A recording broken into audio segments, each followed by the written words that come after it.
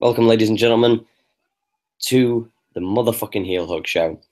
You are joined graciously on screen this week by Eddie. He's no longer hiding his Paige Van Zandt ringworm nose. I'm just saying. We are joined by Eddie Law again, guys.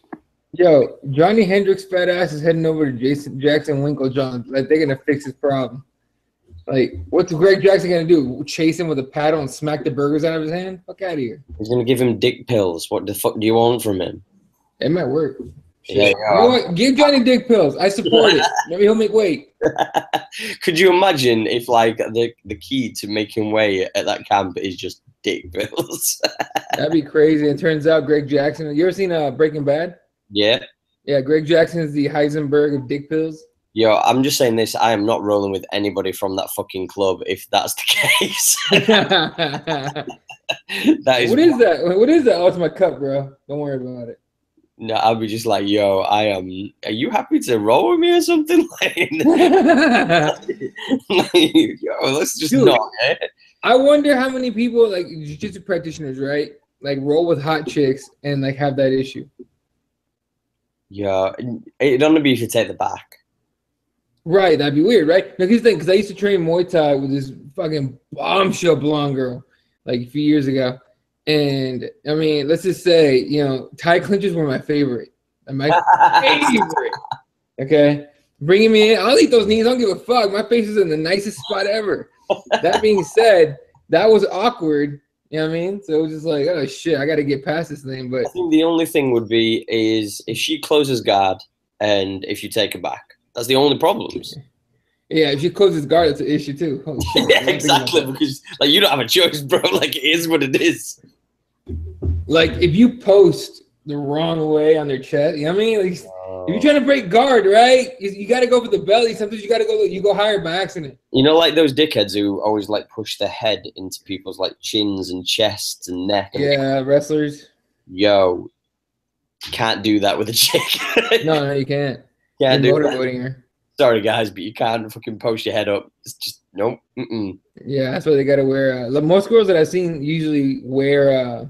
They don't wear sports bras. They wear or anything like low cut. They wear rash guards and stuff underneath, which makes sense. Oh, 100%, 100%. A girl that I used to kickbox with, she was hard as nails, and I'd argue she's the toughest chick I've ever fucking met. She was hard as leather, and she used to wear one of those, you know, the cups.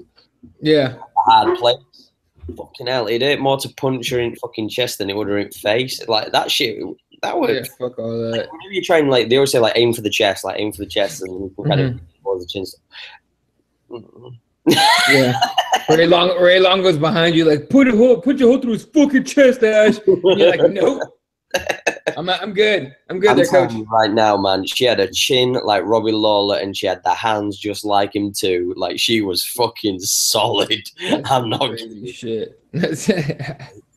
She was like fucking nutty. Like competing like world kickboxing competitions and stuff like that, and she used to get like and thirds and stuff. She was a fucking monster, like, legit. But with that same thing said, though, our editor Olivia went to her first ever jiu-jitsu training session today.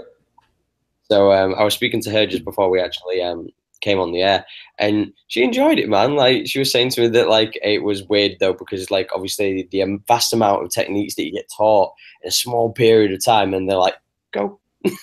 Yeah, no, and I told her that I was like, expect to be uncomfortable, but you know you'll get used to that. And I told a lot of stuff that I remember of my first day. You know what I mean? I told a lot of first day stuff. Like I know, you know, you told her to watch EBI, and I was like, yeah, no, definitely watch EBI. That being said, relax. That's not how it is the first day. No, I was just trying to tell her with the EBI thing so that she could see that certain things, like basically what I was trying to say to her to watch is, you know, the overtime. So when you're in uncomfortable positions, there is ways and means to obviously defend yourself. Like don't panic. Like never freak out. Get out of it. And as well, if you ever get people in those positions, then you know how to take advantage of them as well. Yeah, go for it. I think that the most important thing I think in jiu-jitsu is always to learn the most uncomfortable things. Because if you can be uncomfortable and comfortable, you're all right. You're good. But that's coming from somebody who pulls guard, so I don't know. That's true. You need to work on your takedowns, bro. Fuck that noise. Fuck that. But apparently she's training gi though, so you'll have a better perspective than I have because I only train no gi. So gi, here's the thing about gi and no gi. I've been training a lot more gi. I did my first no gi class in a long time on last Thursday, and I got fucking hammered. I got massacred because I was like looking for certain like sweeps and stuff, and then you completely forget. Like you don't have anything to grab onto. So I'm grabbing the triceps and I'm grabbing back of the head and shit. And I'm like, fuck, how do I make this work in no gi again? So now I'm doing both, at least one of each class a week, so I don't fucking get, especially because I'm competing on December 2nd. But whoop whoop, Eddie go, yes, sir. Yeah, but especially because I'm competing both on December 2nd, so I want to get my mind right, get ready and everything. But no, I think she'll. I do. I mean, from when I was talking to her, she was excited. You know, I haven't talked to her since last weekend when we were talking about it. But I was happy for her. I was like, fuck yeah. I was like, first of all, congratulations on your most important promotion, no belt to white belt. It's good shit. Yeah. that's the people never talk about this shit. That's the most important promotion of all. Yeah, congratulations on your blue belts and your purple belts and your brown was great. Fucking awesome job. Getting started is the hardest fucking part of this whole thing. It's the hardest part. I think it's a complete different thing to anybody's ever used to, because when you start any other martial arts, you are a white belt. Jiu-Jitsu, nope. You have to even earn the right to just be a quote-unquote white belt. Do you know what I mean? Yeah. No, that's a promotion in itself. So definitely, I was super happy for her, and I was like, I'm still pumped that she got started. So hopefully, I mean, look, I know it's gonna go well for her. Just stay consistent, do your thing. But I mean, it's always fun, man. Like I was having like a stressful fucking week last week, and finally got to open mat on Sunday. Yeah. And I rolled like 6 times, and I was fucking exhausted, but I was so goddamn happy. I was just happy. Fucking went home, stopped, got myself one of those little smoothies from a fucking smoothie bar, fucking hung out with my chick, stuff happened, and then we watched TV. So it was all good. No, it's a beautiful thing though, and I think whenever you do your first lesson in any form of martial arts, I think it's just especially when you go into something that you've never done before, because I remember going from doing like striking based and then going to like grappling based, and it is the most uncomfortable you could ever imagine if you've trained for a long period of time and going from one to the other. And I think it's a testament to jiu-jitsu that, over the years it's slowly built a good reputation, and now more people are doing a little bit of everything now. And obviously mixed martial arts has helped with that popularity of training, more than just striking. You have to work on takedowns, takedown defense, submissions, etc. But I just think it's such a crazy thing when you go to your first training session, man. Like I don't know what would be worse personally. I personally think it'd be worse going from grappling to striking after doing it for so many years, because getting punched in the face there's nothing that can prepare you for that. Like you can play wrestle with your older brothers or cousins or whatever, uncles, but whatever happens. But the point being is like you can get used to, in a sense, being manhandled. Grappling, you can get in a sense used to that, especially being a guy. You like with older brothers and stuff like that. And if you've ever played like rugby in this country, or if you've ever played like American football in the States and wrestling in the States, obviously. But getting punched in the face, I don't think there's anything like it in the entire world. It's getting punched in the face is like, I don't know. I remember my first reaction getting punched in the face, and I was a little kid, right? I mean, street fight and everything. But I'm talking about in a training environment like Muay Thai, right? And like boxing. Like I trained boxing when I was a kid for a while, and getting punched in the face even in boxing is not as crazy as it was getting punched in Muay Thai. Okay, it's same gloves. Okay, but in boxing, you can do parry stuff like this, and it's not as many angles, in my opinion, as there is in Muay Thai, right? Because there's a lot more to worry about. So if in boxing, all you got to worry about is punches. Okay, cool. You know where they're coming from. When you're fresh, you have a better chance of of defending yourself.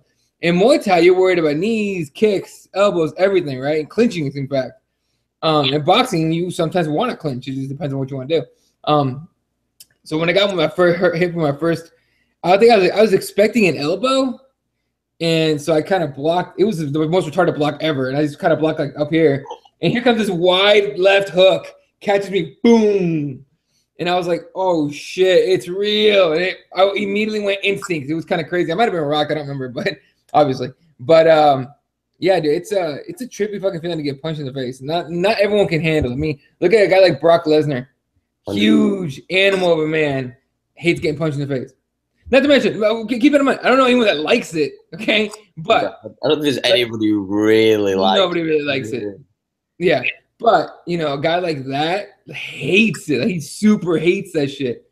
So, the first time I ever got caught was I got caught with the Cowboy Cerrone-esque high kick. So I got the cross coming through, and as soon as I moved my head to get away from the cross, the foot was already coming behind it, and I got clattered with the foot, and I could just remember hitting this like buzzy right warm feeling at the side of my face after getting kicked in the face, and I just was like, what the fuck was that? Because I didn't even see the kick because it was behind the hand, and it was horrible. That was probably one of the worst. That's probably the most I've ever been hurt in a competition or in any kind of sparring or anything like that. Because I've been kicked in the face in competitions, and I remember I lost a tooth at the back. It was a baby tooth, but like that didn't hurt as much as when like I moved out of the way of the cross, and then this fucking high kick come around the back, and his fucking like his ankle like foot bone just clattered me at the side of the head. That wasn't fun. Yeah, dude. Yeah, fuck all that shit. By the way, because I keep seeing it on Twitter, I'm looking at Twitter right now. Everyone keeps talking about this McGregor cocaine thing, and then I finally found out what it was. When I was asking, I was legit. I was like, I had no fucking clue what's going on. So there's this video of him dancing. That's all it is. I thought that video was old. I thought that because I remember that video coming out. I think it was after he beat Aldo. I want to say there was a video when he was in the club, and people were saying, "Oh, he's been sniffing cocaine and he's been smoking weed," and it's just like, I don't doubt it, but at the same time, I'm like, why is it a big deal? Like, I mean, like, I don't. He's not fighting. He's not going to fight for another 2-3 months, if that. At least, if he fights this year. Exactly. But like, I didn't give two fucking shits that John Jones was on cocaine. I mean, like, all right, fine, just don't be on steroids. And unfortunately, can't even do that. But, yeah. So, but dick pill. I've got a question for you then, but we won't harp on about the Conor thing because Conor's always one of those characters you could have a 20-hour forever. Yeah. But the quick question: obviously, he did a meet and greet kind of thing like he did in Manchester earlier on this year, and he spoke about that he wants to fight the #1 contender rather than Nate first. Okay. In context, I know there's additional ad libs and all that kind of stuff, but the main gist of it is he would rather face the #1 contender. Depending on what happens in that fight, you know, it'll dictate what he does next. Now, I know that he got a lot of backlash because they were like, well, what does it matter? Whoever wins, you should just want to face him because the #1 contenders. It's like, kind of agree with you. But from the outside perspective, Conor's thinking, this is probably my last fight, and I probably want to make as much money as I can out of this. As much as it pains me to say this, if Tony Ferguson wins the fight, which I personally believe he will do, and we'll get into that in, you know, later on this week when we do a breakdown of UFC 216. If Tony Ferguson wins, that's not going to do anything for Conor's pay-per-view buys. Not a fucking thing. Tony Ferguson. Go ahead, sorry. No, I was just going to say, as much as he's entertaining, he's not crossover entertaining. Okay. I agree. And I say this because Tony Ferguson annoys the fuck out of me. Like, I love when he trains. I love the training.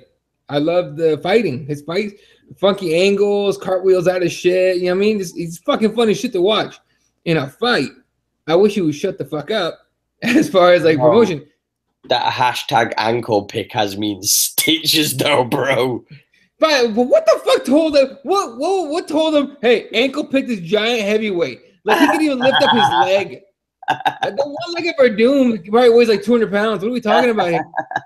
That's what's so funny about it. Turning around and saying something like that is ridiculous. It's like saying in the next fight against Diaz is going to sub him. Like, come on, bro. Like, we know it's not going to happen, but it's fucking funny. It's like when you always hear that the small guy in a bar turns around to the big guy. If you don't shut the fuck up, I'm gonna smack the shit out of you. You're like, you ain't gonna do nothing. But it's funny. It's funny. That whole thing was stupid. We'll talk about it in a second. But as far as what we were saying, Conor says he wants to face the number one contender.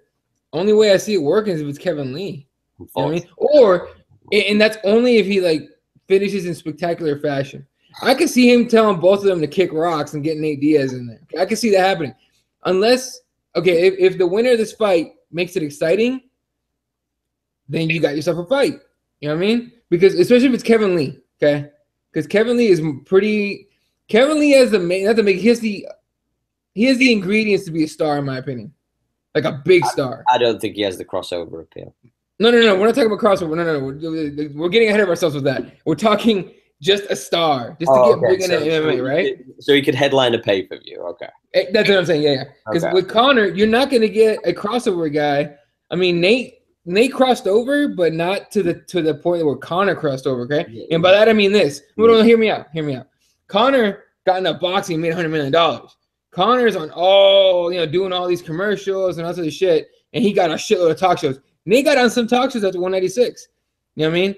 And, people recognize him now without being fight fans. Not as much, not even nowhere near to the effect of Conor McGregor yet, okay? If this third fight happens and Nate does something crazy and finishes McGregor again, then you're talking a little bit more crossover appeal.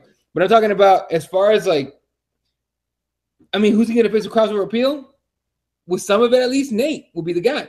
Kevin Lee has that ability, has that potential, in my opinion, to do that, but he's not even a star yet in MMA. You know what I mean? He's a star among hardcores like me and you are really stoked about this fight, right? Yeah. We're talking about this fight, but if he finishes Tony Ferguson, so he knocks him out, some savage knockout, or he fucking takes his back and puts him to sleep, or some crazy shit, right? Well, me and you are jumping up and I go, holy shit! The casuals will be like, I wonder how he does against McGregor. So that's the question that Kevin Lee's mission this weekend is to win so hard that people start asking, I wonder what he can do against Conor. That's the question he wants to make people ask. The same people did that with Khabib, and we all forgot. Well, we haven't forgot about him, but the casuals have forgotten about him. I had friends who never ever. They're not even casual MMA fans. Yeah. When it came to 205 and Khabib, fucking survived the first round against Johnson, and then went on to dominate him, emphatically. Mm. I saw all of them tweeting, "Oh man, imagine him against Conor, and I'm like, that's what we're looking for. That's what we're looking for with Kevin. That's what we're looking for with Kevin and Tony. 2 months later, 3 months later, I don't see anybody talking about Khabib anymore. Bro, #tiramisu and injuries, okay? That motherfucker can't make weight and he gets hurt. That's why. I agree though, but then John Jones was out for a year. Yeah, but the reason he kept, in my opinion, the reason he kept staying relevant is because he didn't beat DC. So people were still going, oh, come on, we got to see him against DC, see who's the real champion. And on top of that, all the hardcores, like, we all still regard him as the greatest of all time, or as a GOAT. Okay, then what about, Rumble Johnson? Everybody's talking about him. We're talking about him coming back at heavyweight. But that's not everybody, though. I don't see any casuals talking about Rumble Johnson. Yeah, but nobody's talking about Khabib.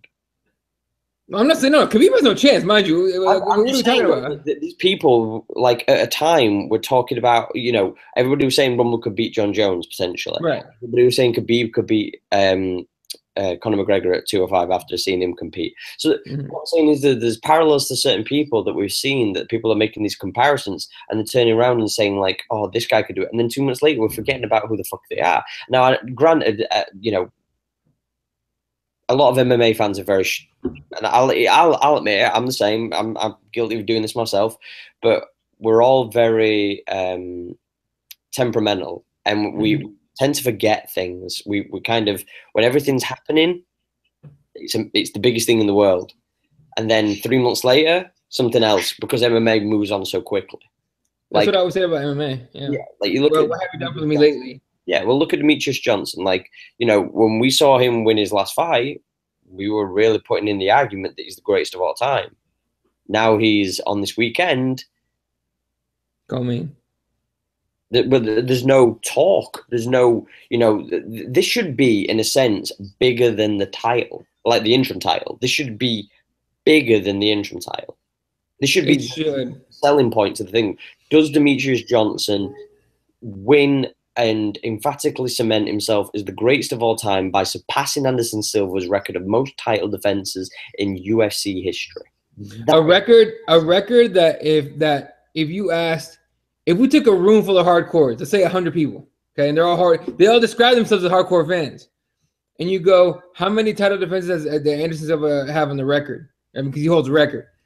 I guarantee you, at least 40% have no idea, or maybe more than that. In fact, no, I'll say more than 40% don't know. I'll say like 60% don't know. Okay, and that, to me, that says irrelevant and doesn't fucking matter, and nobody really cares. You know what I'm saying? I don't think listen, but I really don't think people give a fuck about the record. Otherwise, why the fuck wouldn't people be talking about it? Yeah, I mean, how many tweets have you seen this weekend, other than like the hardest of DJ fans that are doing their best to push him?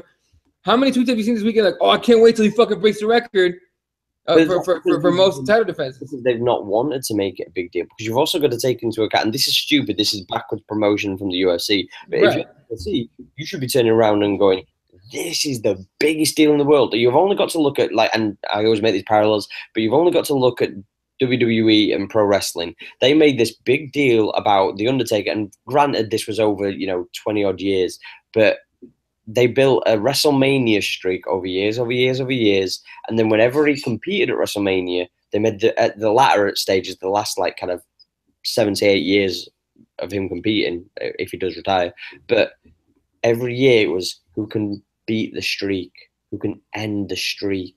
And then it got to the point where every big superstar, every big wrestler that you've known and loved over 20 years, or new up-and-comers, they all had the shot. They all went as far as they could go. None of them could do it. And then it got to the point where it was like, nobody's ever gonna surpass. Right. Nobody's ever gonna beat that streak. Nobody's gonna ever end the streak. And then it becomes that thing of, like, you automatically assume. There was a guy who bet, this is insane as well, you can Google this and everything. There was a guy who bet, I believe, in the region of 32,000. He didn't have more than 32,000. It wasn't a rich guy. He bet 32,000 on The Undertaker to beat Brock Lesnar at WrestleMania. Brock Lesnar won. It was a foregone conclusion, because it was something like, I think it was like 1-16 for Taker to win. So he would have probably only made $2,000, but it was the easiest $2,000 you could ever make until that day when Brock Lesnar got put into the situation of obviously winning that match and whatever, and he ended the streak. But then for the next year, all they did was talk about Brock Lesnar being this behemoth for ending the streak. And that's what it should have been like with Demetrius Johnson. For the past 2 or 3 times, we should have been talking about him breaking the streak, and like becoming the record holder, ending this title reign of, greatness that we've seen of Anderson Silva. And what have we seen instead? Nothing. By the way, real quick, I have a point right now on this one. It just happens to be that I have the window right here, Hangouts, right above a certain MMA website, and Patty Holohan? Patty Holohan's on here. You fuckers look like twins. Hooligan. Yeah, the hooligan, and you fuckers look like twins, bro. Oh, hey, he's one of Connor's buddies, all right? You're saying that shit. Don't make me pull up a picture of fucking Johnny Hendricks, motherfucker. I know what you're gonna do. It's all good. I'm just saying. Anyway, okay, what on the DJ thing? How much of it do you think is the fact? And I'm talking about we're going back to fucking grade school with this shit. How much of it do you think the fact that he's a little guy? If he was a heavy, really? No. You don't think if he was a heavyweight, people would be like, "Oh fuck yeah, I want to see this shit." In a different context, yeah, it's easy to say, but it's like, I'm not being funny, but Cody Garbrandt has the potential, and he's 10 pounds heavier.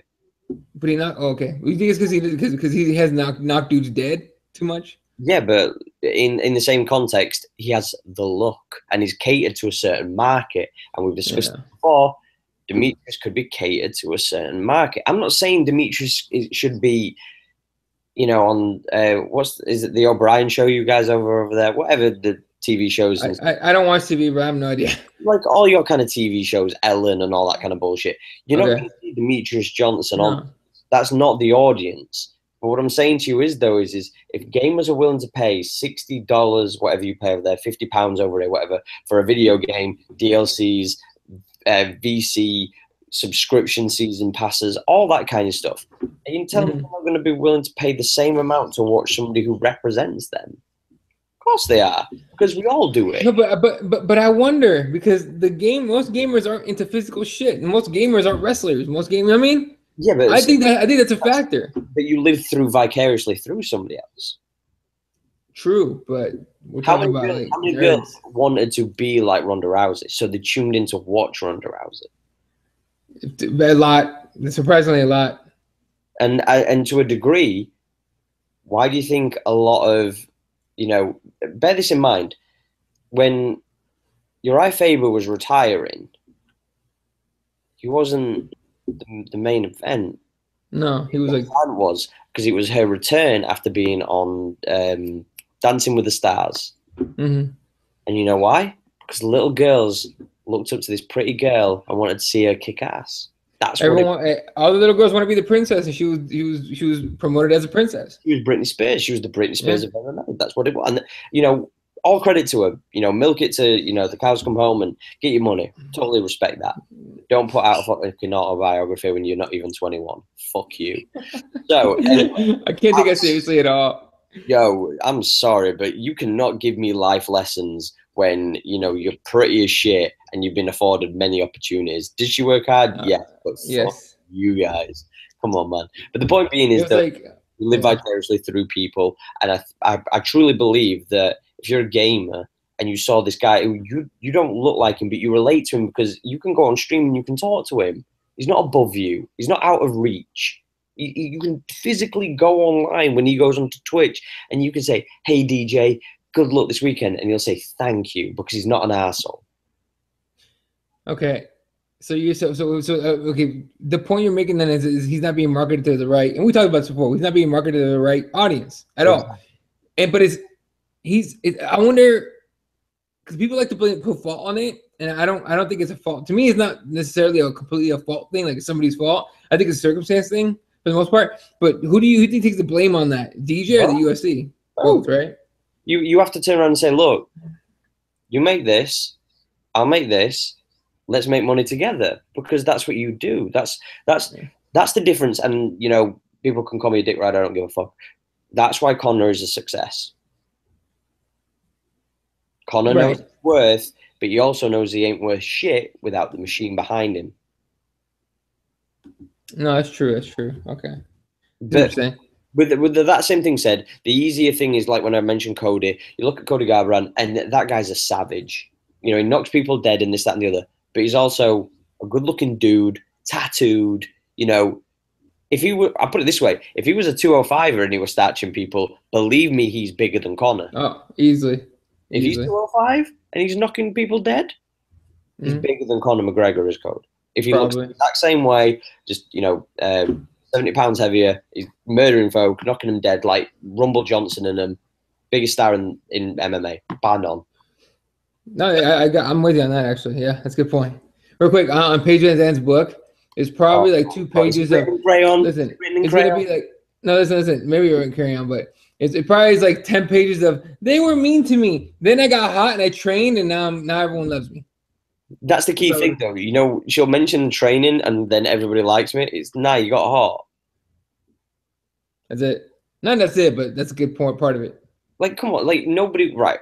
Let's be completely honest. Nobody wants to be mean to a pretty person.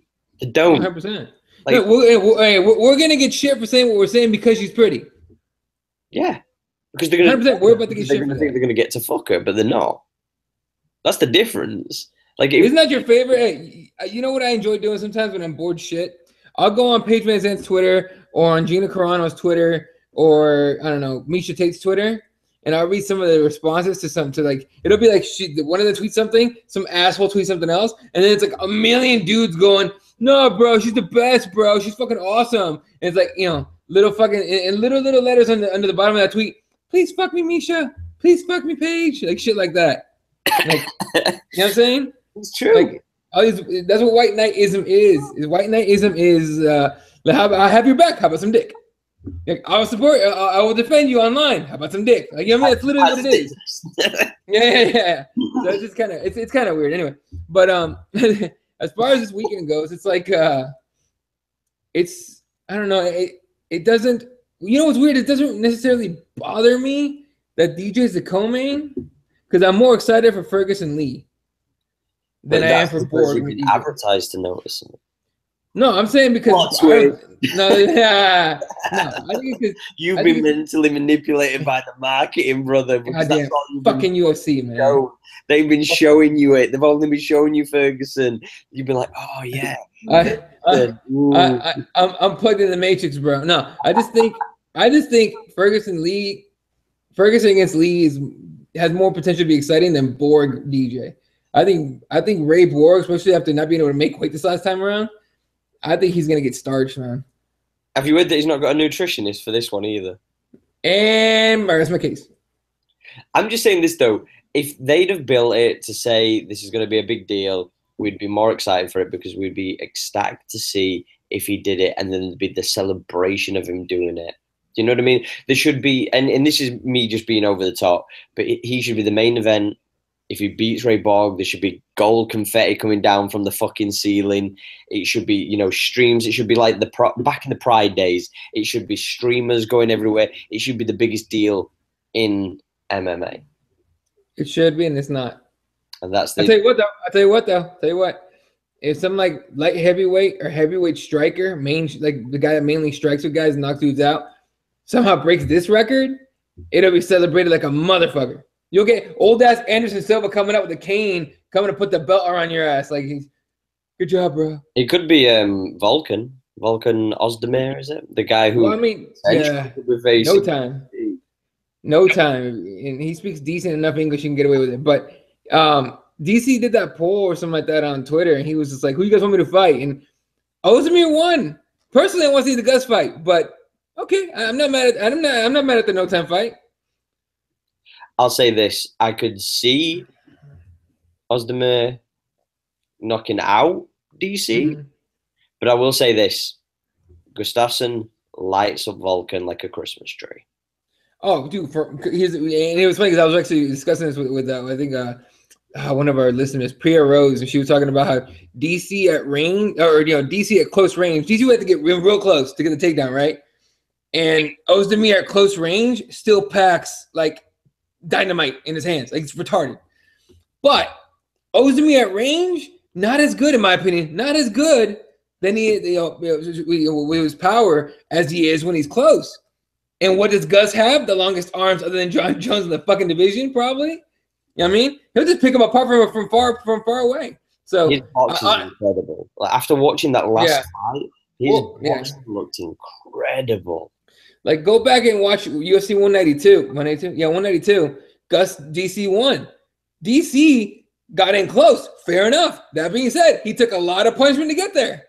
All right? And Ozdemir has way more power. You tell me if you agree. Ozdemir has way more power than Gus. Oh, yeah, 100%. 100%. Yeah.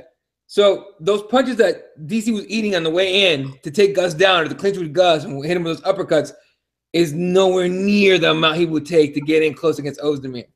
And that's why this fight will be exciting. Again, I'd rather see Gus too because I thought he won that fight, the first one. But I agree with you on that. The other thing that's scary though is you've got to take into account DC suffered a big knockout loss in his last fight. You can wipe it off the record books. You can strip John Jones of his title. You can put the belt back onto DC.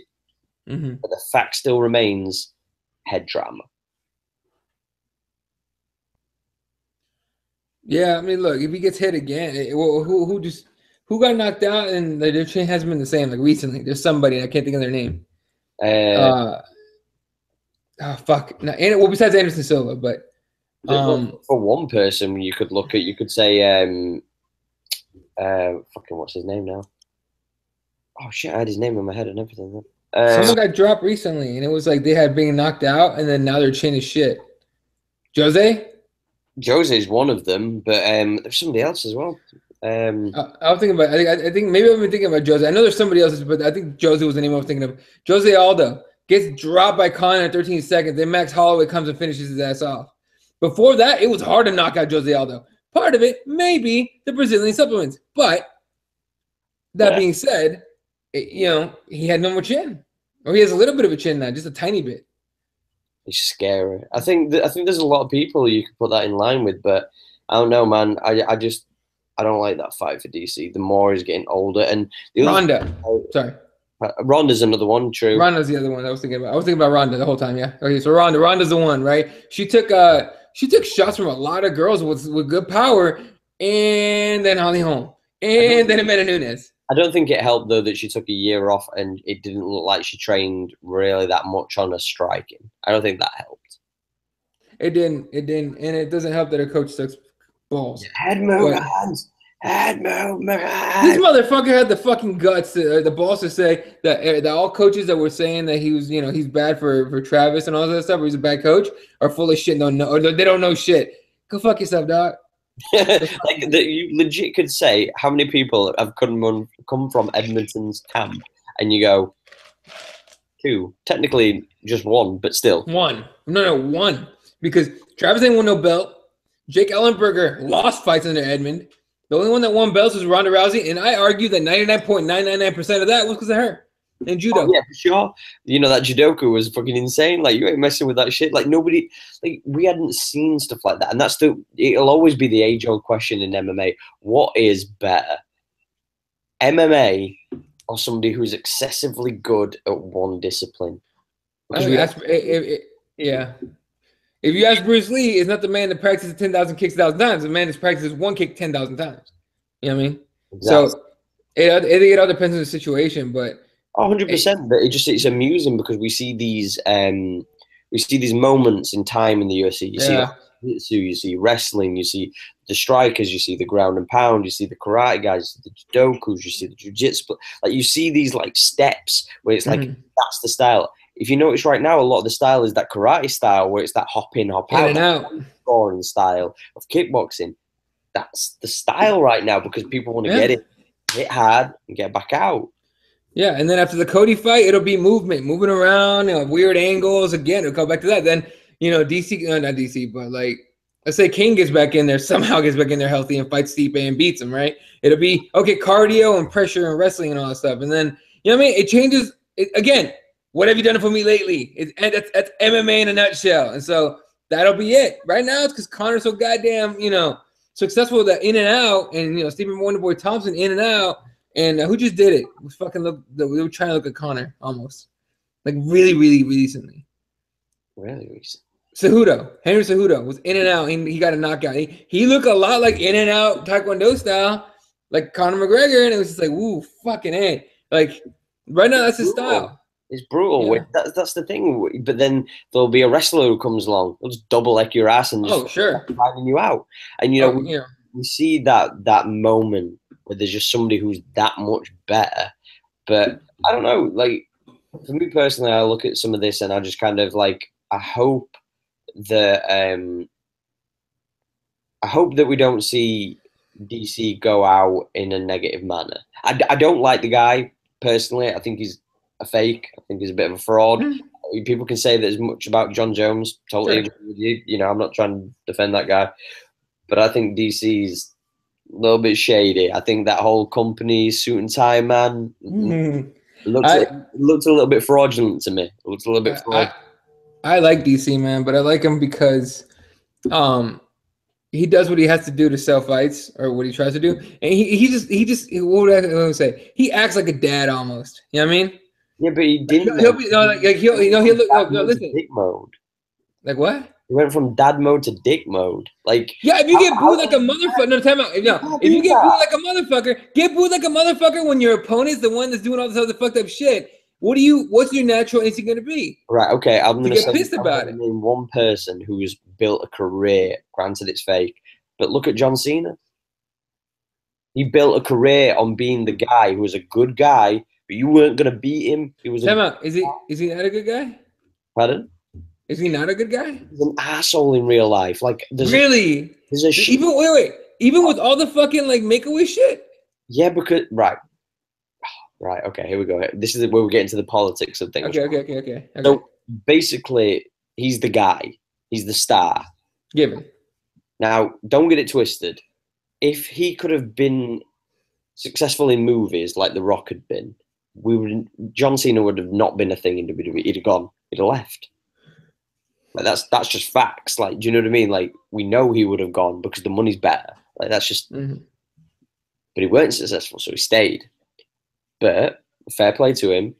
He's, cookie cut, Fruit Loops style, and look, and all American Marine looking, jacked up dude. Mm-hmm. You know what I mean? It's a very easy sell to Americans and to kids. Yeah. It looks like an Americans, kids love it. Yeah, it looks like an action hero, and fair play to him.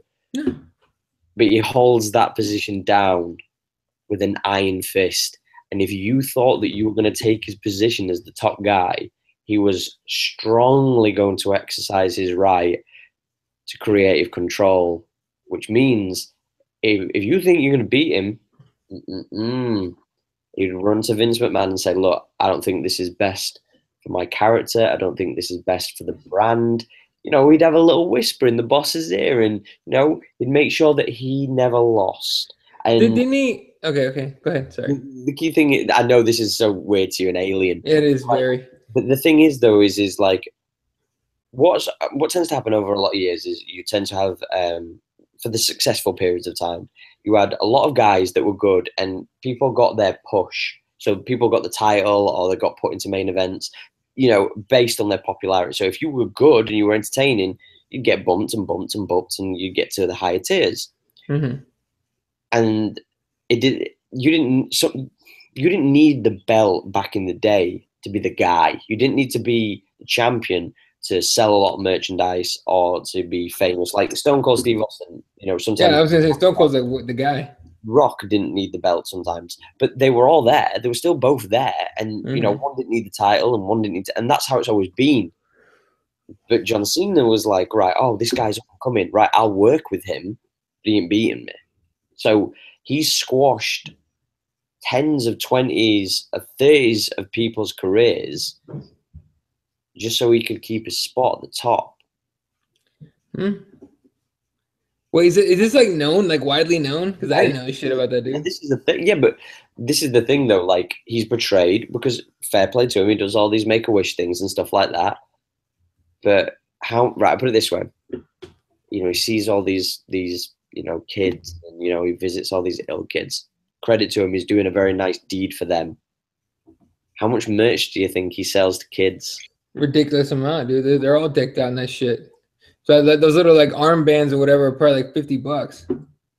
T-shirts, armbands, trainers, lunch boxes, backpacks. He's the highest selling merch seller in WWE. And the reason is because it's accessible to kids.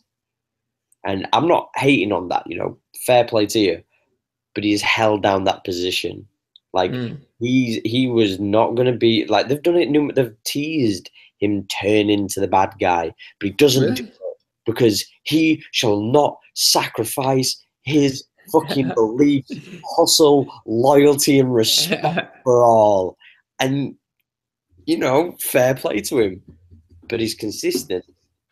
He didn't ever turn that way out, and he was determined to stay that way and be that way, and fair play to him in a sense. But the point being is back to the DC thing is DC could have been that guy who could have been like, look, you can boo me all you want, but I'm a good guy and I'm doing everything right. And no matter what you think of me, when I beat him, I'm going to be the better guy even more so. Not just in life, I'm going to be better than them in the cage.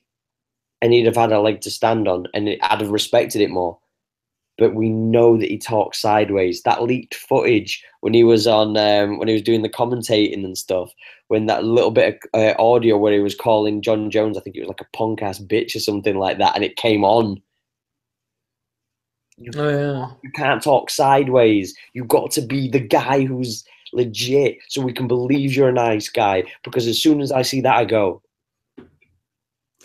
You know, and I did that with John Jones in the first one with, you know, the same thing, the interview, remember those interviews? And he was just like, hey, pussy, you still there? Stuff like that. You know what I mean? When he did that, I was like, wait a minute, this is the guy that like quotes the Bible after every fucking fight and God this and God that. So when I saw that, I was like, John Jones is full of shit. And then I felt the same way when DC turned around and made out that he was the nicest guy in God's green. Yeah. Then he came out with an expression, and I'm not a PG guy, but I didn't know what the hell sandblasting hookers meant. And when I Googled it, I was shocked, sir. I was deep. I was laughing my ass off, motherfucker. That shit's funny. Sandblasting hookers. No, it's funny because now it's a thing that we say like fucking around at the gym and shit. Not at jiu-jitsu, but like at like when I'm lifting and shit at the weight room and not. It's like, so quit sandblasting hookers over there. Come fucking lift, bitch. Like, it's funny. Like, here's the thing. So, for example, The Rock. I mean, we were just talking about John Cena and all that. And I don't know his acting. I actually avoid movies that he's in because I know they're gonna be awful. Yeah, they are. Okay, there you go. But when The Rock goes on a movie, I don't watch it because I think he's a good actor because he's not. He can't act. What the fuck? Okay. That being said, he's hilarious as fuck, and that's why I watch him. You know what I mean? Like when he was on was it Fast and Furious? When The Rock was on, yeah. Yeah, The Rock was on Fast and Furious, and it was, I don't know if it was I don't know, number 340, Fast and Furious 580, whatever it was. They got like a million of those fucking movies now. There's one where Tyrese is like, oh, hey guys, you know, hide your baby oil, right? And The Rock's walking up, and there, you know, something like that, and then like The Rock said something about his big ass forehead, had that big ass forehead, or something like that. And Ludacris next to him, Ludacris fucking spits out his water, his beer, whatever he had. That was a legitimate like reaction to what The Rock said. That wasn't supposed to. It wasn't in the script, right? Okay. I laughed my fucking ass off. So I'll watch that dude because he's funny as shit. With Conor McGregor, I wasn't completely convinced about it. I was one of the not the naysayers, but I was like, I want to see him against a top wrestler. I just want to see him against a top wrestler. After Chad Mendes, I shut the fuck up. I was like, yeah, he's legit. He's legit. I got it. You know what I mean? Before that, I was just like, look, man, I don't know about this guy, but he's fucking funny. I love it. You know what I mean? Who the fuck is that guy? What? Who didn't die laughing from that shit? You know what I mean? To me, it's entertainment. This is where, you know, everyone's like, oh, but it's still sports. Yeah, it's sports. But you must entertain. And I get your point with DC being fake because he's trying to entertain, but he doesn't stick to a side or a character. You know what I mean? Like in wrestling, when I was watching, I remember that, when was it? The four guy, it was Kevin Nash, Shawn Michaels, Triple H, and Ramon. Yeah, there was a part of the clique. That was right. That was a kayfabe breaking thing, but there was like a group of friends. Right. But at the end of it, they hugged, even though they weren't supposed to. And it pissed. I remember watching that. I was a little kid. I watched that. And the curtain call. And McMahon was livid about it. Okay. In wrestling, you cannot, whatever you called it, you can't break character. That you gotta explain that to the show because I don't know what the fuck that means. But as far as the word goes, okay, I don't know where the word kayfabe came from, so you gotta explain it. I always see his front row Brian using it constantly. But when they did that, he was pissed off because you can't break character. Yeah, you're friends. That's great. Hug in the back. You know what I mean? So DC should have stuck to either I'm the really nice guy or I'm an asshole. One or the other. You can't pick. You can't do it. You know, you can't go both ways anymore. Especially not when you're trying to entertain people. Especially not when a good size of your fucking audience in MMA are wrestling fans. I'm looking up the definition so that I can actually give you the proper thing. Okay. And this is the Wikipedia version, so, you know, bear with me on this. But it says, various sources have suggested different backgrounds for the term kayfabe, including it being pig Latin for the term be fake, or that there was actually a wrestler called Kay Fabian who was mute, but neither claim has ever been sustained. It's been documented in various books behind the scenes and whatnot. But it's just basically a term anyway for the show. Do you know what I mean? Like breaking kayfabe, if you're breaking character and whatnot, that is what you're doing. You're breaking kayfabe. Okay, well, you know, Liv, if you can add that the more you know graphic to this one, that'd be great. Anyway, okay, well that makes sense. All right, but regardless, like, yeah, you can't be fake. Not that you can't be fake, but you can't let the fucking public know that you're full of shit. You know what I mean? Otherwise, you know, there goes all that shit. So, like, for example, if DJ came out and turns out he's a total dickhead, you know, he'll lose a little bit of fans he still has, you know. And if Connor, I don't, you know what, huh? imagine it's one of those things. So, like, imagine if, like, for the example of Paige Van Zandt, you know, cookie cut, everything like that. If we found a video of her snorting coke and getting frisky with some KKK geezers and that's it. That's game over. Peace out. Like, that's done. It's a GG. It's done. And that's like, once that perception, if you're going to broadcast your brand as I am this, you can't have that risk. That's why politicians get in trouble. That's why, like, football players, that's why, like, actors get in trouble all the time. You know what I mean? Like, there's very few people who can overcome that. There's very few people. It's difficult. Very difficult to do. Very difficult. But speaking of people, though, who we can say that are credible, I was actually really surprised at this, but Russell Westbrook signing a Supermax deal of $205 million over a 5-year contract. Credit to him for him turning around and going, I'm staying here. This is home. And and I know he signed it on Kevin Durant's birthday. That's so gangster. If he did it on purpose for that reason, that's gangster as fuck.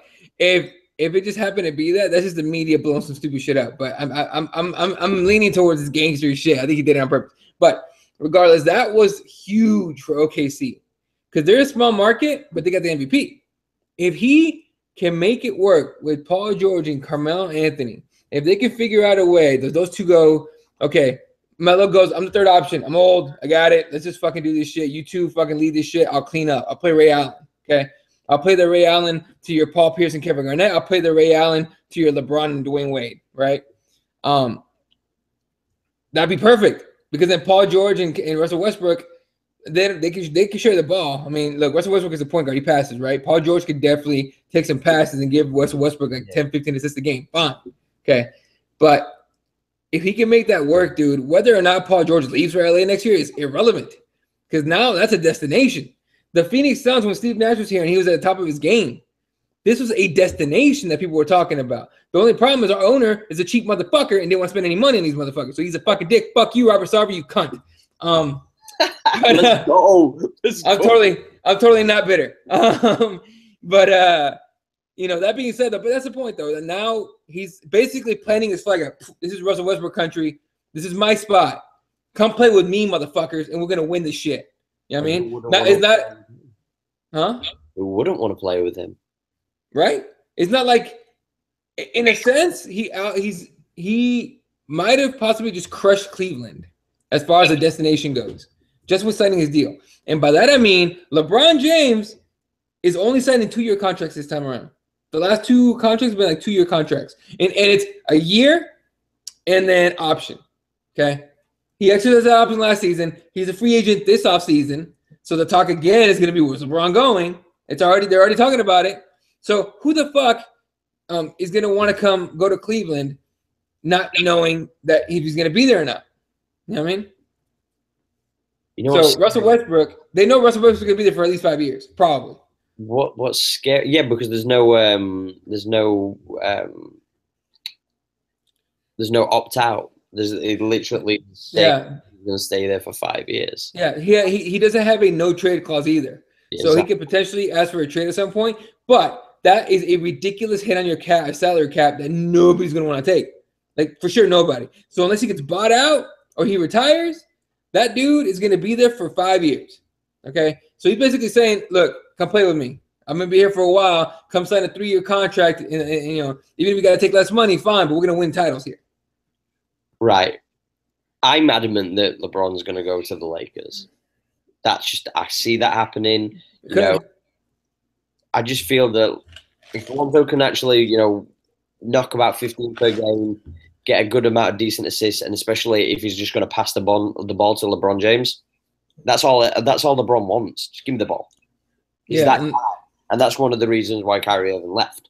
Run his show at the end of the day. That was so weird. I still find that super weird, dude. I do too. Kyrie leaving to Boston. Like, I want to be my own man. Hey, fair enough, dude. LeBron was going to be leaving anyway. Oh, although I'll give him this. Nobody wants to be the man in Cleveland. that nobody wants to live in Cleveland or be in Cleveland. People in Cleveland don't want to be in Cleveland. Now, with that same thing said, imagine the plot twist if, like, LeBron just went,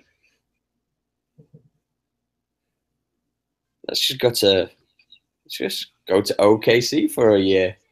That'd be true. Shit. Imagine if he just went for 1 year. Yeah. You know what I could see?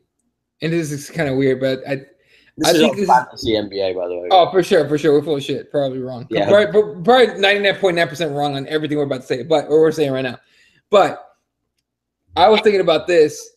LeBron James on his last year of his contract. So is Carmelo Anthony, if I'm not mistaken. Yeah. Is that right? Okay. You're talking about 2 free agents. Okay. Who's Paul George though? Paul George is a free agent after this year. Exactly. But here's the thing. Remember that the little banana boat vacation that the 4 Musketeers took? You know, that one that everybody was like, I wonder what these, if Melo, Wade, and CP3 and LeBron got together. CP3's got a 2-3 year contract in Houston. LeBron's a free agent. Melo's a free agent. Dwayne Wade's a free agent. I'm calling it right now. Houston Rockets. All 4 of them next season. God's greener. I am telling you. Could you imagine? Could you imagine the Beard's face? Could you imagine? James Harden ain't gonna play that bullshit. That'll be the question, right? Is can he handle that? If the GM comes to him like, look, they're all coming on 1 year contracts, bro. Let's just try this out for a year, maybe 2. Okay. Look, Melo's 34. Okay. Dwayne Wade's 35. This is potentially his last season this year. Okay. LeBron's 33. He's got 2 more, like let's say 1 or 2 more like high level years before he turns down. I think 2 years solid at the top, and then at 3rd year it's going to be where let me take that back a little bit. 2 years in the East. Yeah. 1 if he goes to the West next year. I don't know, man. I think so. The West is such a grind, dude. The West is so heavy. The only thing that I think is with LeBron is he's in right. He could be one of those players that, bear in mind, we're talking about the best player, pound for pound, in a sense, in the league. Right. Do I think he's the best player in the league? No, I'm stamping with Westbrook on that, because you can't not after last season, in my opinion. Mm-hmm. Just personally on a player. Now, with LeBron, I wonder if, and this is one of the main reasons that I can imagine him going to the Lakers. Less work. If they can get a few players in, a few free agents, less work for LeBron. He doesn't have to carry the team as much, because that's the main thing. It's like, it's all good and well, him being an easy conference in the East, which is 100% true. But with that same thing said, he's still having to play every game, near enough every minute, because he needs to carry the team. You're talking about in Cleveland? Yeah, in Cleveland. Okay. Yeah. So I just feel that maybe if he went to a team where there's, 1 or 2 more stars, a couple rookies that'll run around for him. Yeah. I think here's the thing. No, that's a good point. So you're talking about PG and him to the Lakers. Yeah. Which is highly possible. Now, for sure, he's gonna. Of course, he's on the contract with the Cleveland Cavaliers for 1 more year, so he's gonna be able to. He's gonna be over here playing. Let's mosey along and take our time, and 99%, in fact, almost 100% sure, get to the Eastern Conference Finals. Great, okay. He's gonna get NBA League Pass for free, by the way, probably by Adam Silver's. Probably here, LeBron, have whatever you want. He's gonna be over there. One of his teams, the Los Angeles Lakers. Let's see how this ball kid shows up. Let's see how this ball kid plays. You know what I mean? Keeps an eye on it. Lonzo Ball pans out. You got a point. Lonzo Ball doesn't pan out. He's gonna be a little bit of a panic, or he's gonna miss backup. I think listen to what you're saying. I think you're right. He's not looking for. Look, there's a difference, and tell me if you agree. There's a difference between a LeBron, Kyrie Irving, Kevin Love big 3, and the Miami Heat, Dwayne Wade, Chris Bosh, LeBron James big 3. Yeah. The difference being, those 3 guys, Dwayne Wade and Chris Bosh, proven as fuck. Kevin Love, just the guy in Minnesota for a long time. Crazy rebounder. Went to Cleveland. Didn't look as good. He was good, but not as good, right? Kyrie Irving played 1 year of college, played maybe 11 games total, and it was still a question like, fuck it, who knows about this kid, right? Comes in, and he plays well, and he's a clutch player, but he's mentally, from what I think or saw, or from what I could, paid attention to, a little bit mentally fragile, right? He looks like he needs reassurance. A lot of it. And not just a little bit, a lot of it. That shit where LeBron was in that interview the other day talking about, yeah, I wish the kid well, the kid. And then, was it yesterday, the day before? Kyrie was like, I'm sick of answering LeBron questions. He needs hey, Kyrie, you're the best on this team, and you're the leader of the Celtics now. It's okay. Don't worry about the LeBron questions anymore. I agree, bro. You know what I mean? So I totally get that. Meanwhile, back in the Miami days, hey, Dwayne Wade, what do you think about LeBron being the best player in the league? Yeah. That's it? Yeah. That's the best player in the game. Okay, so? You know what? If I were Kyrie Irving, I'd literally pick up my phone, call LeBron James, and put him on loudspeaker and say, "Can we just talk this out right now?" You should. No, if you're going to be like, but this is the thing. I know some people don't like the confrontation, and he might be one of those guys. But I don't think that what he did was shady. No. But I think how he's handling it makes him look shady. And also the way that LeBron and Cleveland are kind of talking about it, if that makes sense. That's because he's not addressing it either, though. You've got to exactly no, right. Your own shit. Do you know what I mean? Right. The way they're doing it is like, look, Kyrie left on his own accord. He handed in. It wasn't because exactly. It wasn't because the front office sucks, which it does. It wasn't because LeBron might be kind of a dick, because he is probably. Okay. So Cleveland right now is playing it genius. Hey, he wanted to go. We did the nice and respectable thing and worked it out so he can go. Okay? That's the front of it. In the back, LeBron's like, man, fuck that dude, man. Fuck him. I made everything he is. Fuck him. Fuck that little kid. He's a little bitch. That's legit how it's going. But in the front, I wish the kid well. I hope he does great. Meanwhile, in Boston, I'm sick of these LeBron questions, man. What about me? What about my attention, bitch? What the fuck? What about me? Give me love. Stop talking about LeBron. Why are we talking about one guy? It was the whole team. Kyrie tried to play it smart. LeBron in Cleveland played it like fucking professional PR motherfuckers. And you got to give them the credit. Is Khabib. Ooh. Yeah. If you think about it, doesn't it look like this? You tell me. What do you think? Doesn't it look like this? Let's say it's McGregor against Khabib in the PR game, right? McGregor has all these voices behind him. It almost seems like he's a team strong, right? When you think Conor McGregor, you don't just think him. You think the touchback guy. You think Kavanaugh. You don't really think the touchback guy very much, but Kavanaugh, yeah. Artem, Artem's a retard, but Artem. Who's the other guy that I really like his striking coach? Owen. Roddy Owen. Yeah, Roddy Owen. Big fan of Roddy. I'm a big fan of Owen. Like I went back and I watched some of his fights. I'm like, God damn, boy, I wish he would have fucking been a sticker through. He'd have been sick, right? Yeah. But I'm a fan of that dude. He's fucking fun to watch, dude. He's cool. I mean, he's obviously a good coach, right? But you think Khabib, what do you think? Khabib, a bear, Russia, cold, tiramisu, Russia. Did I say that? Yeah. Can't make weight, aka breaks him. So on and so forth. You don't. And you tell me who you think. You don't at all think, oh, Khabib, Daniel Cormier, Cain Velasquez, Luke Rockhold, Javier Mendez, the team AKA behind him. You don't. You think Khabib's by his fucking self. So, Khabib's Kyrie Irving by himself. McGregor's LeBron James, the whole team. But it's the additional things, though. It's like, I look at, like, and by no means am I saying Conor is LeBron James' GOAT. No, not at all. But just for the sake of this thing. But, like, it looks to me like when everybody goes, what about Khabib? What about Khabib? And then they go, what about him? And Conor goes, well, the guy who can't make weight. Like, what do you want me to talk to you about him? Like, the guy who never fights. Like, what do you want me to talk about him? And then you look at, like, people who bitch about Khabib. And then you have, like, Khabib over there going, like, I demand my title shot. I'm the best. I'm this, that, and the other. And then Tony Ferguson's like, well, fight me then, dickhead. Fight me. And then he never does it. He never takes the chance. And it's like Kyrie Irving's the same person. It's like Chris Cyborg again.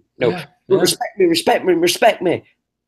Do something to make me respect you. Don't beat up all chicks. Don't beat up chicks that you shouldn't. Like, I would have been more impressed by Kyrie Irving if he'd have gone to the West instead of shop.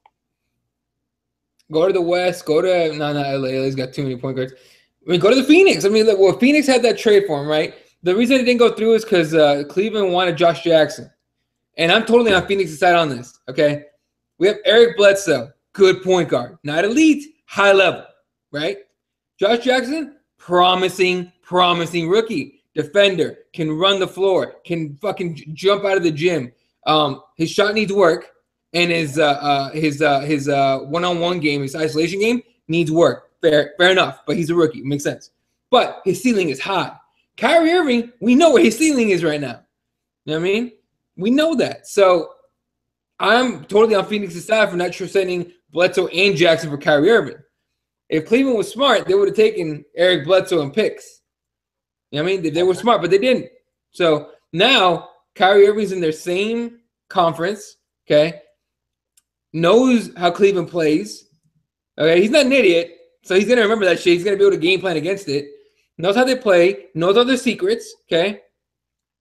And instead of setting up a LeBron James against Kyrie Irving NBA Finals potentially at some point, instead of that, it's we'll see you guys in the conference finals every year, and maybe you won't make it to the finals. And now the finals will be you and, guess what? It's the fucking Warriors again. Yeah, and good luck Boston beating them. And good luck there. You know what I mean? Because Boston isn't winning shit against the Warriors. It'll be a sweep. Easy sweep. That being said, Dwayne Wade goes to the Cleveland Cavaliers. A lot of people are overlooking it. Here's my point of view. You tell me what you think about this, okay? Dwayne Wade, you did not sign him for the regular season. That's what J.R. Smith is for. That's what Iman Shumpert is for, okay? You signed Dwayne Wade because when it comes to playoff time, few players in history have been better than Dwayne motherfucking Wade. Clutch. Fuck yes. So a lot of people guys that they just pull up. They just know, right? Who do you get the ball to at the end of the game? Kyrie Irving or Iman Shumpert or J.R. Smith? I'll put $100,000 on Kyrie Irving. Okay, he made Steph Curry. He gave all that to fucking Steph Curry. He did a dance on him, dropped it, fucking took his championship right out of his hands. You know what I mean? So it's Dwayne. I think the Dwayne Wade signing is huge. They literally changed or traded Kyrie Irving for Isaiah Thomas, Jay Crowder, Derrick Rose, essentially, and Dwayne Wade. Okay, IT, sure, gone for a few months. Yeah, hey, IT, be gone till fucking All-Star season for All-Star game for all I give a shit. We're not going to need you the regular season, dude. We're good without you until the playoffs if we need to. Yeah. We need you after the All-Star game to get fucking used to our system and get going and start give me 20 points a game. That's all we need from you. We don't need 30. Shut the fuck up with that shit. You're not getting 30 on LeBron's team. Okay. And I like Isaiah Thomas. When Isaiah Thomas was in the Suns, dude, and they traded him and Dragon and was Dragon? No. Dragic. Goran Dragic. I was like, you traded the wrong guy. You should have traded Eric Bledsoe and Dragic and keep IT4. People were like, well, why? I'm like, have you seen this cat play in Washington and in Sacramento? He is a beast, but he's fucking undersized as shit. He's so undersized. Yeah, look, that guy's only going to play at this level. Look, he might never play at that level again. When he comes back, he might be a shell of himself.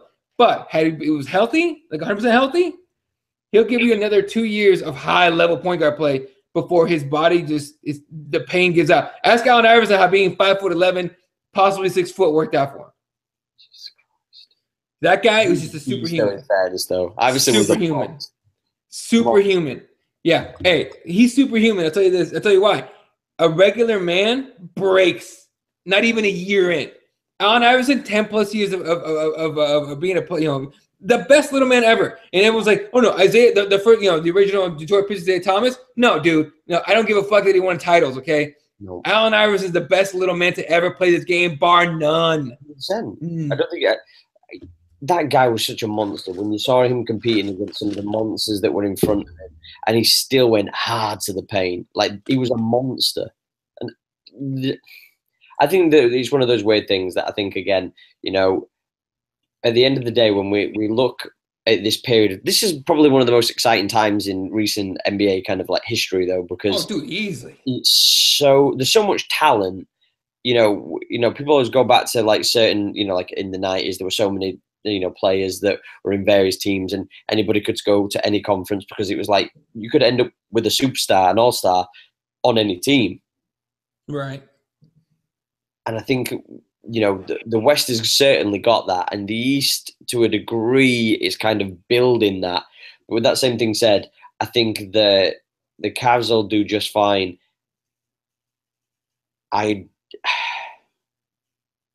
You know, maybe they're looking at Boston and going, you know, we might not be able to do it this year. Maybe next year, you know, because LeBron will fuck off to wherever he ends up going. But Jesus Christ, it's a hard sell to tell me that Boston are going to be able to ever beat the Warriors. Hard sell. Well, they're never going to make the finals anyway. Not if LeBron stays in the East. If LeBron leaves to go to the West, do you think that the Celtics could really be consistent in the East? Sorry. Yeah. I mean, look. I mean, who the Raptors would be a problem. Raptors are a fucking deep problem. There'll be a big problem for There'll be a big problem for fucking for Boston. The Pacers are too young. Brooklyn sucks. Miami's got potential. There could be another team you could add in there, giving them problems. Who else, man? The East. I'm looking right now. The Pelicans are in the West or the East? They're in the West, right? Pelicans are in the West. West? Okay, yeah, they won't be an issue. New York won't be an issue. Pacers? Well, like I said, they're too young. Once they get a little bit of experience, I mean, Oladipo is going to be good for them, but he's not going to be the star they need. Yeah, I mean, look, besides the Raptors and probably Miami, they're not going to get much trouble, right? And so, if LeBron went west. So, and they're certainly not going to be Cleveland with LeBron, so I don't know what the fuck. I mean, I think Kyrie Irving got tired of being sunned. You know what I mean? Yeah. Got tired of being called the kid. Like, just own it. Just own it. That's all I ask for. You would think so, man. Just be a solid and own whatever you're going to have in front of you. You know, threaten to call LeBron James up and have an open air conversation. Pull the card. Don't be a pussy. If you know that you're in the right and you know, own it. Go for it. Own it, because you could be the guy who breaks the image of LeBron James. Will people think you're an asshole? Maybe, but you know what? You're immortalized, because people will go, he's a good player. I'll play with him. And I know that he's legit. Like, he's a stand-up dude who won't be fake. But now he's portrayed as the little squealy kid who snitches on his friends. That's what it feels like. Yeah. I'm with you, man. We're going to end on that note, guys, and we're going to break down UFC 216 later on in the week. Real quick, because I know it's been all over the news and shit, but we probably just touch on it just a little bit at least. The tragedy that happened in Vegas, you know all about it. Yeah. I was surprised that the MMA world didn't talk about it earlier today. Like, you would have thought it'd been the first thing. Fucking Luke Thomas been talking about it. Kevin Iole, who if you know Yahoo, I think Yahoo reporter, boxing and MMA reporter, was talking about it. Dana White, Miesha Tate, all these people were tweeting about all stuff. So I believe I just read like a second. I saw a headline. I'm gonna have to look it up, but I think it says the UFC will donate $1 million to the families of the victims of the Vegas shooting. So. But my point is this. Oh, by the way, UFC 216 is gonna proceed as scheduled. I'm sure they'll have more security and all that as they should. But my point is this: I fucking hate that. And I don't hate it. I like it and I hate it at the same time. I like the fact that people come together when stuff like this happens. I hate that it takes something like this to bring us together because. And I don't know. I'm sure that overseas you guys have different issues that will divide you guys and everything. Here we have such a polarizing amount. I mean, we have a huge amount of polarizing things that divide us constantly, and it takes a fucking psycho with whatever he uses as far as weapons go. murdering 50, I think the number's at 59 people and injuring over 400 to bring us together. Yeah, to bring us together as fucking just human beings. Forget just as Americans, as human fucking beings, man. It's depressing as shit to me because you hope for the best. Like, if I ever want to have a kid, right? Do I really want to bring a kid into this world? You know what I mean? Like, you're about to, but I agree with what you're saying. You're about to. So I think what I'm trying to say is let's not fucking wait until we lose a shitload of people to some madness to start working together to come up with just like a united front, not against the government, not against an issue or whatever, an organization or whatever, or against a protesting group or whatever the fuck, but a united front against nonsense, evil, just acts. You know what I mean? Just like a united front that literally says we're humans, this is humanity, we're good people, we're gonna be good people, and you're not gonna be able to do shit about it, no matter how much of an asshole you are. You know what I mean? And it's just, I'm waiting for it. I'm hoping one day. Who told me? I saw that Louis C.K. has a special, a long old one, and he says, to be optimistic, you got to be stupid. Like, to be an optimist, you got to be stupid. Maybe I'm stupid. Maybe I'm stupid. Maybe I'm an optimist. I really am. I'm a positive optimist. I really hope for the best in people while recognizing that there's a lot of shit people out there. You know what I mean?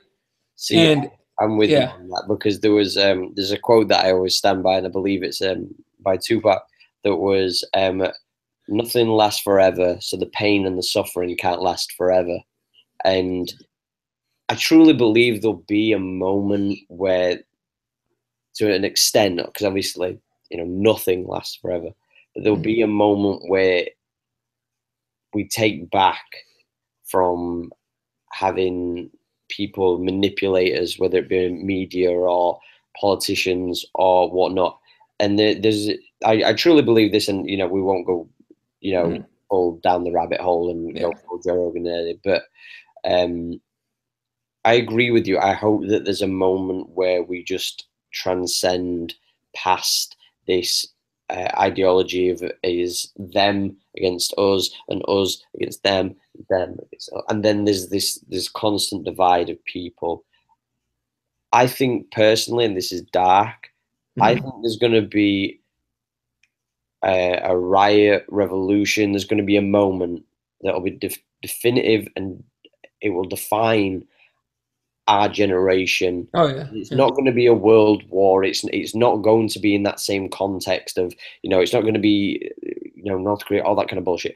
It's going to be one of those moments where it's all in-house, where the Americans, revolutionize against the evils and the wrongdoings that are happening in your country, the same in the United Kingdom, the same in North Korea. There's going to be moments where people have just had enough. And the only thing that I can say personally is, when it comes to all this information, don't be concerned about somebody's creed, somebody's color. It makes no difference in context. When we're all born into this world, I play with a black kid, a Chinese kid, like an Asian kid, whatever. It doesn't make a difference. We're born into this world with the most purest of hearts and the most purest of eyes and the most purest of minds. Don't let, whether it be media, friends, never let people try and sway you into hating, no matter what it is.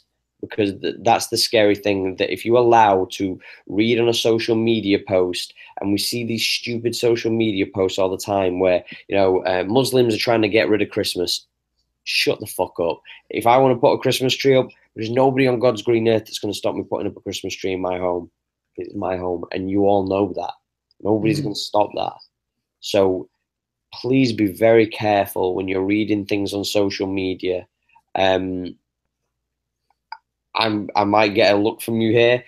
I did see that Donald Trump had tweeted, sending out his condolences and this, that, and the other to all the fallen people and the people that were injured in Las Vegas. And I'll say this: for once, I'm just happy that he tweeted what he tweeted, and there was no additional side mouthing. There was this is things that we need to take into account. Hate him all you want, 100%. Everything else he does, complete and utter asshole. But let's just look at this moment and go, maybe we can start. Yeah. Maybe this could be the turning point, and let's just hope that this can be the last moment. Look how powerful us coming together as human beings. That guy didn't make it about himself for once. For once. All the hurricanes, all that, you can say whatever you want. He tweeted shit out, made it about himself. Didn't make any of this about himself. Okay, if that guy can change like that, why can't we as people take back our humanity? Let's take back our humanity. Exactly. That's it. Exactly. So I'm totally with you. Like I say, I just hope that's going to be the case for us all. 100. It's a dark time, but at the end of the day, I hope that this is just a moment in time where it's a change of direction. But people have to be very careful about what you read, what you believe is gospel. Please research anything that you read by any media. Absolutely. Any media, because unfortunately these companies are paid by other companies and they have their own agenda. Do not be influenced by their agenda. Do your own research and make sure that you understand what you see on a an iPhone or Samsung Galaxy, whatever you've got in front of you, might not be the truth, and do the research to make sure that you find that out.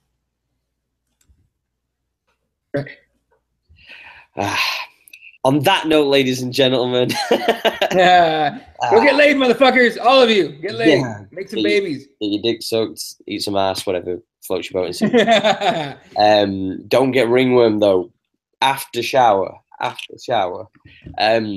Additional to that, guys, just want to give a shout out to our sponsors. Shout out to Bane, the Jiu-Jitsu athletic apparel, making us all rock our gear hard, even equipping Olivia with her beautiful hoodie that she wore when she was, and I believe she wore the spats, her first ever Jiu-Jitsu class.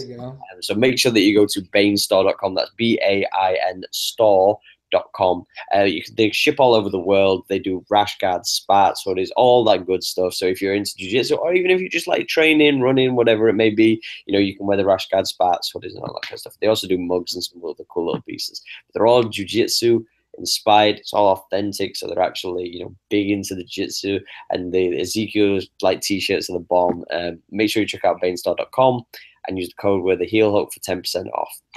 Secondly, other sponsor, Receptra. ReceptraNaturals.com. What the blue hell was that? My bad. You ever heard of TED Talks?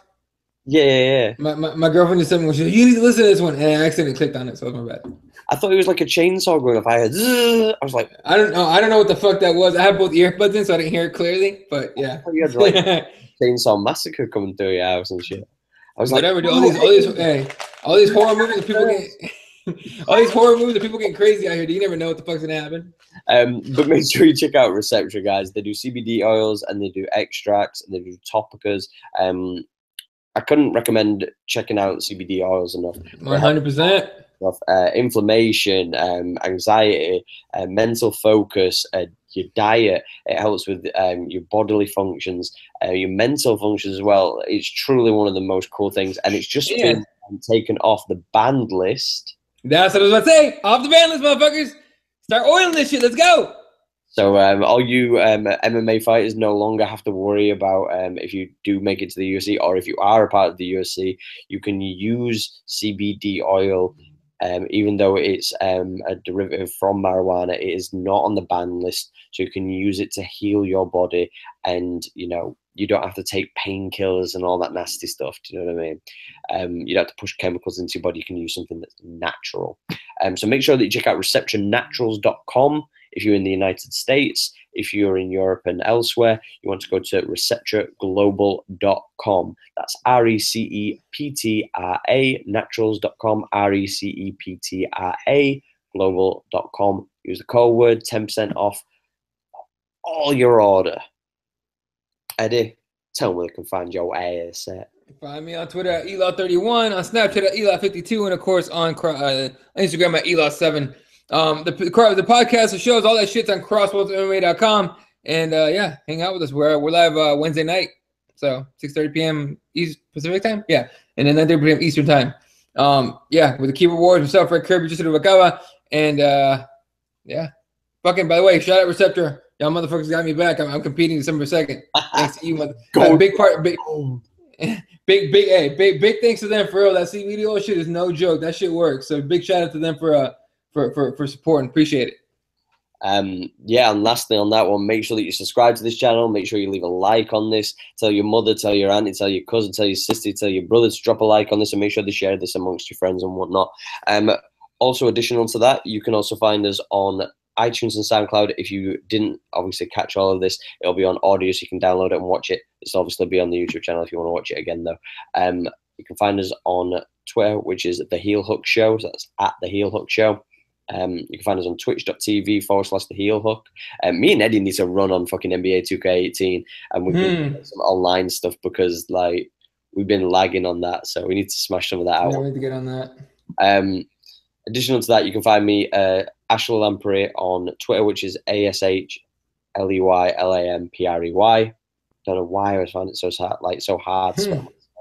And then you can also find me on Snapchat at JustAshOfficial. So from me, from Eddie, it's been emotional, motherfuckers. Peace up. Down. We are.